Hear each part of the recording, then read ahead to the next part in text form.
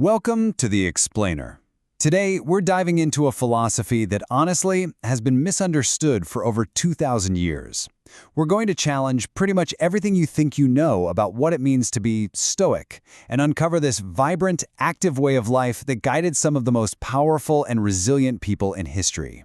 Okay, let's just get right into it. We all use that word, right? Stoic. It's our shorthand for someone who just endures pain without showing any emotion. You know, stiff upper lip and all that. But what if that whole idea, what if it's just completely wrong? I mean, really think about that for a second. What if the entire modern meaning of that word is basically a lie? What if the real philosophy was never about suppressing your feelings, but about channeling them into a life of action and, well, purpose? And this is really the core of the whole misunderstanding. On one hand, you have what you could call lowercase Stoicism, that modern idea of just gritting your teeth and bearing it. But then you have uppercase Stoicism, the original ancient philosophy that was laser-focused on one thing, how you lived, not what you hid. And here's our first big clue in this whole mystery. This wasn't some stuffy academic idea. No, uppercase Stoicism was the personal operating system for Marcus Aurelius, literally the most powerful man on earth. The guy who commanded armies and ruled millions used this philosophy day in and day out to guide his every move. And this is where it gets really interesting. This is the central paradox. The exact same philosophy that guided an emperor also gave strength to Epictetus, a man who was born a slave.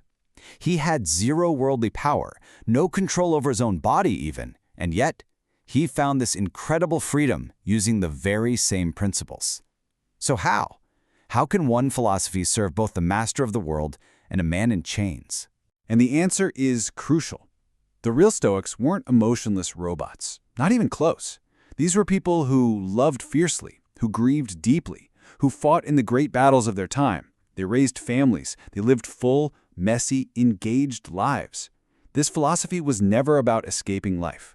It was about diving into it, fully, virtuously, and effectively. So how'd they do it? Let's dig in. We're going to investigate by looking at the lives of some of the key Stoics, kind of like case studies, to figure out where their real strength came from. Our investigation starts at the very beginning, with the founder, Zeno. Now, he was a rich merchant who lost literally everything in a shipwreck. His whole fortune, poof, gone. But instead of falling into despair, he said, and I love this, I made a prosperous voyage when I suffered shipwreck. That single disaster pointed him toward philosophy.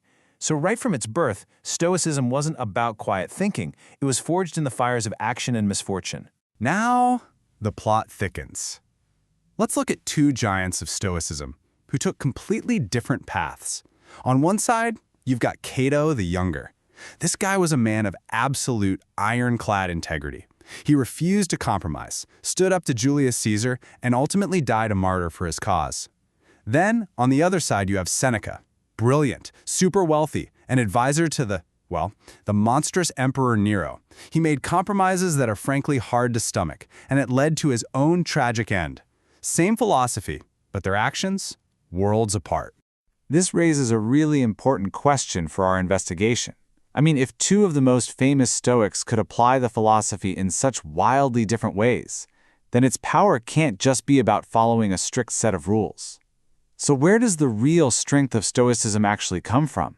And to find that answer, we have to turn to our final case study, the ultimate stress test for this entire philosophy, Epictetus. Born a slave, his life was an absolute crucible. He faced the absolute limit of what can be taken from a person: his freedom, his body, his work. I mean, if Stoicism works, it has to work here. And here it is. This is his incredible insight. Epictetus realized that while he couldn't choose his role, he was assigned the character of a slave, he had total power over how he played that role. He couldn't control the script, but he was in complete charge of his performance. He taught that our true freedom isn't what's happening to us on the outside. It's our internal choices, our character, and our actions. That is the source. And this is the big reveal. This is where all the clues finally click into place. The whole point of Stoicism was never to think differently or to feel less. The whole point was to act differently. So there it is. The goal isn't to be an unfeeling rock. The goal is to live a life of virtue. It's not about what happens to you or even how you feel about it. It's about what you do about it. Seneca actually broke this down into 3 simple steps. First, you read the words. Second, you understand the advice. And then, and this is the part that matters, you turn those words into works. You live it, you embody it. Because an idea is totally useless until you actually apply it. And that action is guided by 4 core virtues. The first one is courage. And we're not just talking about physical bravery, but the moral courage to face reality as it is and to stand up for what's right. Next up, temperance. This is all about moderation, self-control, knowing the difference between what you want and what you actually need. Then we have justice. This is about fairness, integrity, and our duty to treat other people the right way, to serve the greater good of our community. And finally, wisdom. This is kind of the master virtue that holds the others together. It's the knowledge of how to navigate the complexities of life, knowing what's truly important and what isn't. Now, the amazing thing is, this isn't just a dusty old history lesson. It is an intensely practical philosophy. So let's put together your toolkit. 3 practices you can literally start using today. Okay, here are 3 game changers. First, the dichotomy of control. Simple idea, huge impact. Focus only on what's actually up to you. Second, the archer's mindset. Your job is to aim well and shoot the arrow as best you can. You have to accept that the final outcome isn't totally in your hands. And third, the evening review, a daily habit of honest self-reflection. Seneca gives us this incredible window into that third practice. Every single night, he'd put himself on trial, in a way. He'd review his day, his actions, his words, his mistakes, not to beat himself up, but to learn, to make sure that tomorrow he could be just a little bit better. Now that's how you turn words into works. And look, this isn't some new fad. These ideas, these exact tools, have been stress-tested in the real world for over 2,000 years. Through plagues, through wars, the rise and fall of empires, you name it. They've seen it all. So we end with this question. This was never just about understanding some ancient philosophy. It's about applying a timeless technology for living a better life.